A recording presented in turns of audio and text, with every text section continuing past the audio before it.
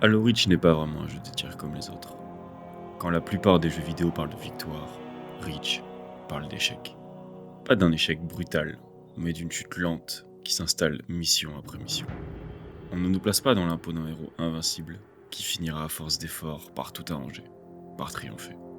Le jeu vous fera assez vite comprendre que la planète est condamnée, que la guerre est perdue d'avance, et que chaque mission n'est qu'un moyen de plus de retarder l'inévitable. Pourtant on avance, on se bat en exécutant les ordres, comme tout bon Spartan, tout en sachant que cela ne suffira pas. C'est cette approche fataliste, presque cruelle, qui fait de cet opus un jeu à part. Aujourd'hui, j'aimerais revenir sur ce qui fait de Halo Reach un jeu profondément marquant.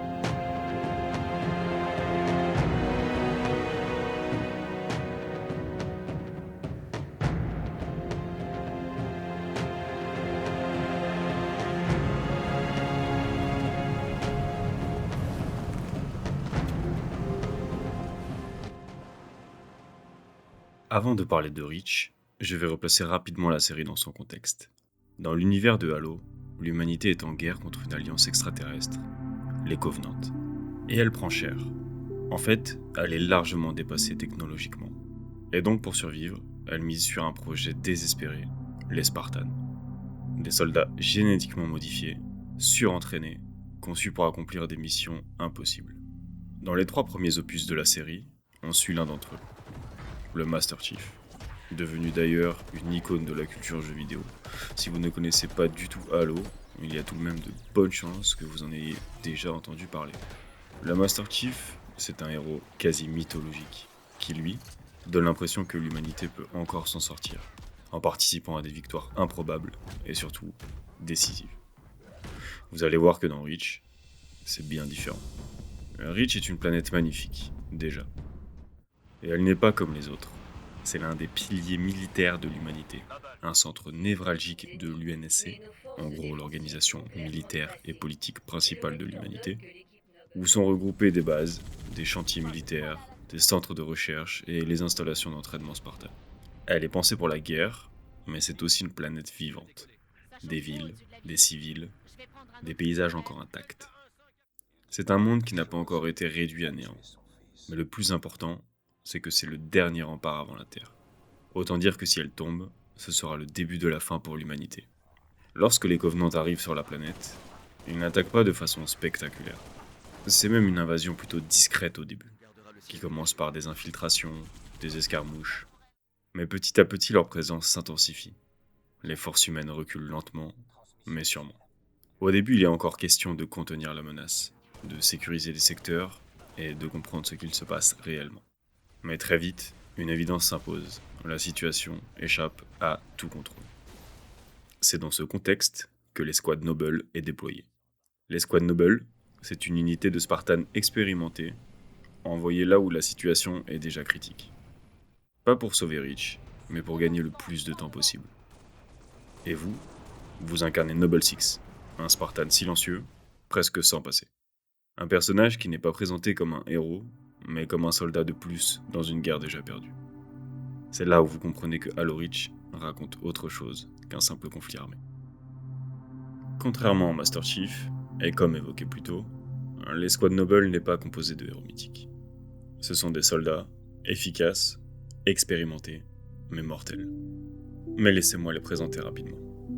Carter est le chef de Noble Team. Calme, méthodique, toujours concentré sur la mission.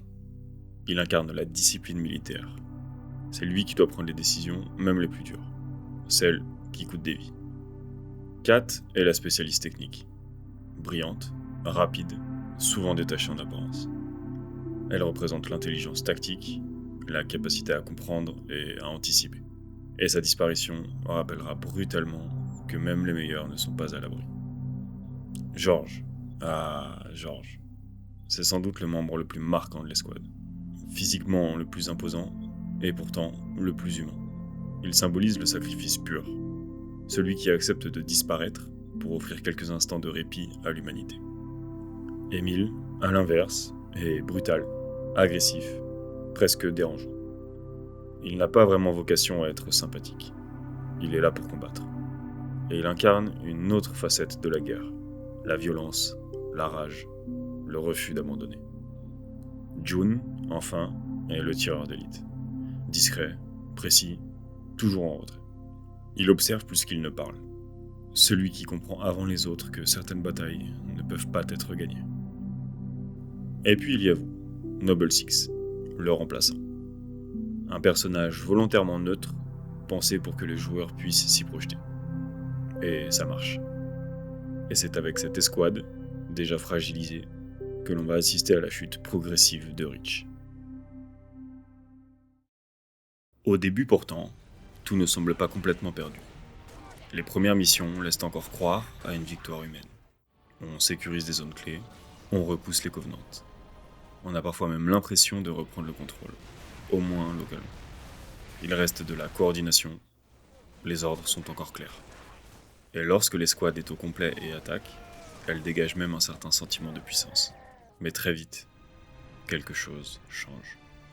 Reach commence à changer de visage. Les paysages, les villes, sont de plus en plus marqués par la guerre. L'environnement se transforme, et avec lui, les objectifs. Il ne s'agit plus de gagner du terrain, mais d'en perdre le moins possible. De ralentir l'ennemi, de protéger ce qui peut encore l'être. La logique n'est plus offensive, mais défensive, presque désespérée.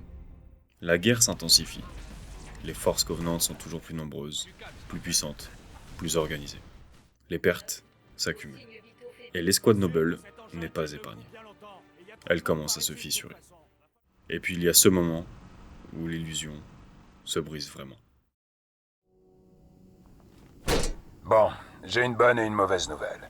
Le système de propulsion est HS, et le seul moyen de foutre le camp de ce poids mort, c'est de miser sur la gravité. Et la bonne nouvelle? C'était la bonne nouvelle. À vitesse constante, contact dans 53 secondes. Ouais. Mauvaise nouvelle, le minuteur a grillé. Va falloir que je l'enclenche en manuel. C'est du suicide. On y passe tous un jour ou l'autre. Foutez le camp 6. Ils auront besoin de vous en bas. J'ai une dette envers Reach. C'est l'occasion ou jamais de la payer. Ne m'en empêchez pas.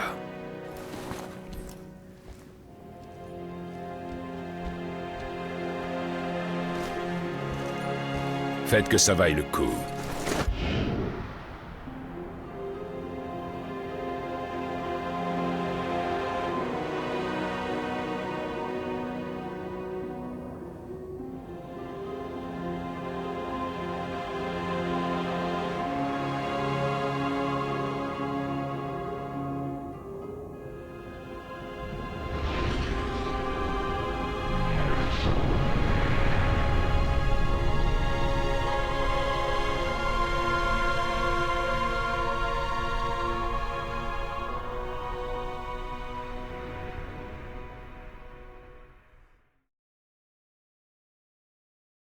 George. Son sacrifice est présenté comme un acte héroïque. Un dernier effort pour offrir un peu de répit. Mais très vite, le jeu vous le fait comprendre, ce sacrifice n'a rien sauvé. La guerre continue, l'invasion aussi. Reach est toujours condamné. À partir de là, quelque chose change définitivement. Mais la mission continue, toujours. Pas de temps pour le deuil, pas de pause pour assimiler ce qu'il vient de se passer. Le jeu vous oblige à avancer, à exécuter les ordres, à remplir les objectifs. Reach se délite lentement, mission après mission, zone après zone. C'est une guerre où l'on recule en permanence, où il n'est plus question de gagner, mais simplement de tenir. Encore un peu. À ce stade, une chose devient évidente. Quoi que vous fassiez, Reach va tomber. Et à mesure que la planète s'effondre, une autre sensation s'impose. Celle d'une solitude de plus en plus présente. L'escouade s'est réduite. Les voix qui accompagnaient chaque mission se font de plus en plus rares. Et très souvent, elles disparaissent complètement. Vous avancez seul, de plus en plus souvent, de plus en plus longtemps. Le champ de bataille est toujours là, les ennemis aussi. Mais autour de vous, il y a surtout du vide. Les échanges sont devenus strictement fonctionnels. Des ordres courts, secs, sans chaleur. Comme si l'émotion n'avait plus sa place dans ce qu'il reste à accomplir. Et entre deux combats, il y a ces moments suspendus. Ces silences que Halo Reach choisit volontairement de ne pas combler. Le bruit du vent, des tirs lointains. Les structures abandonnées, des paysages immenses, désormais inhabités.